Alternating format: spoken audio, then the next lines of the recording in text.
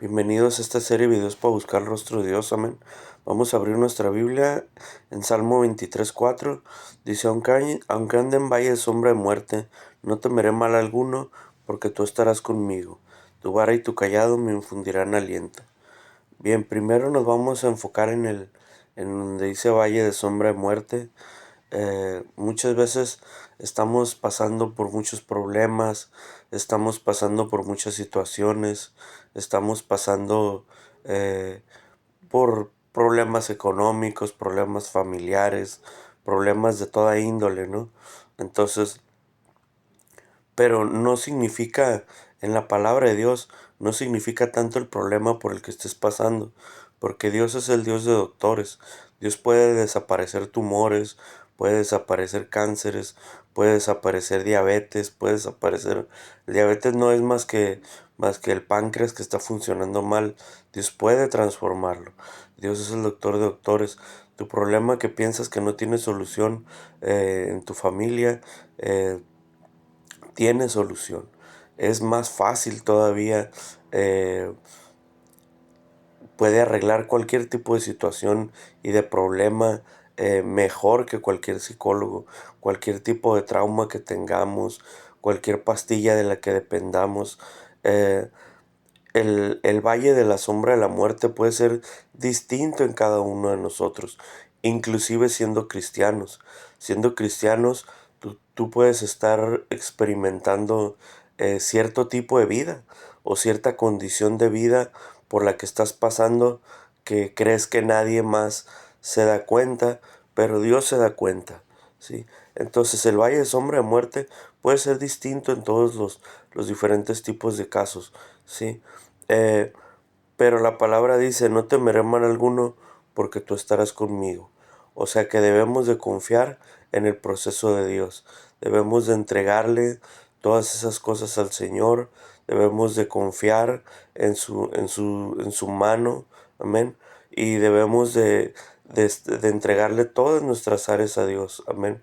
Aún esas áreas en las que nos sentimos confiados, que creemos que nadie se da cuenta, que al cabo que nadie me ve. Todas esas cosas hay que entregárselas al Señor, amén. Porque dice, no temeré mal alguno, porque tú estarás conmigo. Confiar confiadamente, valga la redundancia, en la plenitud de Dios, sabiendo que entregándole toda nuestra vida al Señor y vivir toda nuestra vida para Dios, vamos a vivir confiadamente. Dice, no temeré mal alguno. Debemos de confiar que Dios puede remover esas enfermedades físicas, que Dios puede remover esas enfermedades espirituales, que Dios puede remover todo ese tipo de cosas. Amén. Em, Porque muchas de las veces nos agobia la ansiedad, nos agobia la depresión, nos agobia todas esas enfermedades comunes de hoy en día, amén, donde solo te dan adormecedores para que, para que no sientas. Déjame decirte que los adormecedores que te dan solo adormecen el problema, no lo quitan. Y Dios puede quitarlo, amén. Eh, en Dios podemos encontrar que Él se puede llevar todo eso porque, fíjate bien, la ansiedad es miedo al futuro y la depresión es miedo al pasado. Es que nos alcance el pasado, eso que hicimos, todas esas cosas, amén. Entonces, la ansiedad no son más que preocupaciones, no son más que presiones, ¿sí? Tristemente, hoy en día hemos aprendido a vivir con todas esas presiones, vivir con todas esas ansiedades, amén. Pero no lo quitamos. Vamos con el doctor, nos da un adormecedor y vivimos la vida tomándonos una pastilla, pero no quitamos el problema. ¿Sí? No hemos atacado el problema de raíz. En Dios se puede atacar el problema de raíz. Dios te puede quitar, dice, echaré todos tus pecados dice en un versículo, echaré todos tus pecados al mar. Y luego dice en otro versículo, dice, nunca más me acordaré de ellos. Entonces, en Dios está la solución para toda nuestra vida, amén. Pero nosotros muchas veces nos morimos de miedo, muchas veces nos da temor de tantas cosas, pero dice la Escritura que solamente debemos de tenerle temor a Dios, no a nadie más. Al Señor solamente es el que debemos de temerle, debemos de tenerle miedo, pero a fallar. No miedo a su persona, sino miedo a fallar en el pensamiento, miedo a fallar en mi vida personal, miedo a fallar de distintas cosas, amén.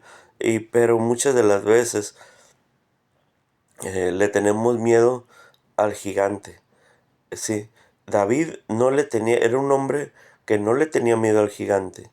David le tenía miedo a fallarle a Dios. Vemos cómo se pone cuando le falla a Dios por medio de Betsabé.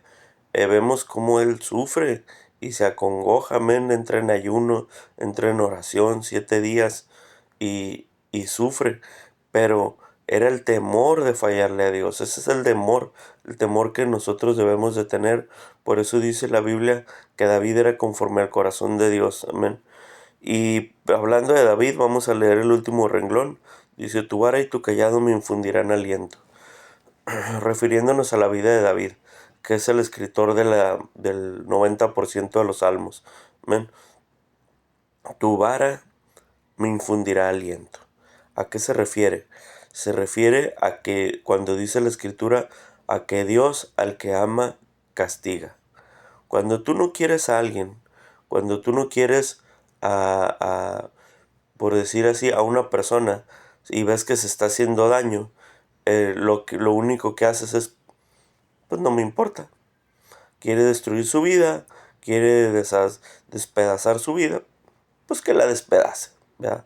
No me interesa, no, quizá a lo mejor uno dice, no es familiar mío, no es nada mío, no es mi amigo, que la destruya, ¿no? Entonces tú le permites hacer todo tipo de cosas, ¿sí? Pero cuando tú verdaderamente amas a la persona, cuando tú amas a la persona de todo corazón, le estorbas para hacer lo que está haciendo. ¿Sí? Tiene que haber un estorbo. ¿Por qué fue que quitaron al sacerdote Elí y a su familia?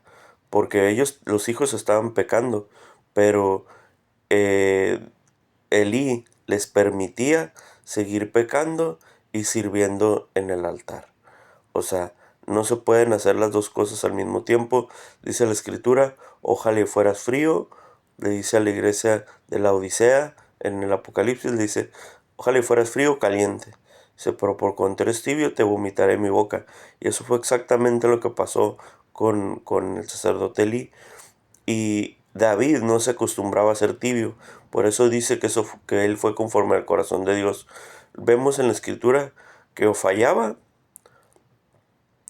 o se echaba todo un ejército. Entonces nunca estaba en medio. David fue una persona sincera, una persona que decía las cosas en la cara y que no andaba con medias tintas. ¿Sí? Y muchas veces cuando ya nos acostumbramos a vivir en el pecado y en Dios, eh, creemos que vivimos para Dios, pero en realidad no estamos viviendo para Dios.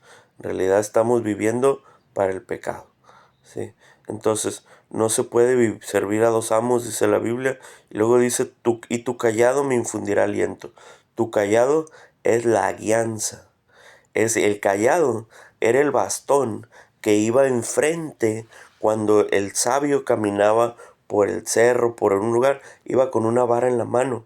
Y el callado era para ponerlo enfrente, ¿sí? Si sale una víbora, normalmente la víbora cuando pasas por el camino se te avienta al talón. Entonces, cuando tú pones el callado enfrente, la víbora se le avienta al callado y muy fácilmente puedes aplastarle la cabeza o puedes simplemente, dices tú, no, pues que a mí no me gusta, ok, puedes irte corriendo. ¿sí? Pero ya no te hicieron daño. De otra manera, si no hubieras traído el cayado, te hubieran agarrado el pie, ¿sí? Entonces, el cayado es la guía de Dios. Muchas de las veces nos dejamos guiar por nuestras emociones, nos dejamos guiar por nuestros sentimientos, por nuestras pasiones, por nuestro cuerpo, por nuestra mente, pero no por Dios.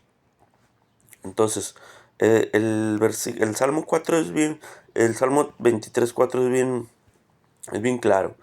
Dice que cuando andemos pasando por pecado, debemos de confiar en el proceso de Dios, no temer.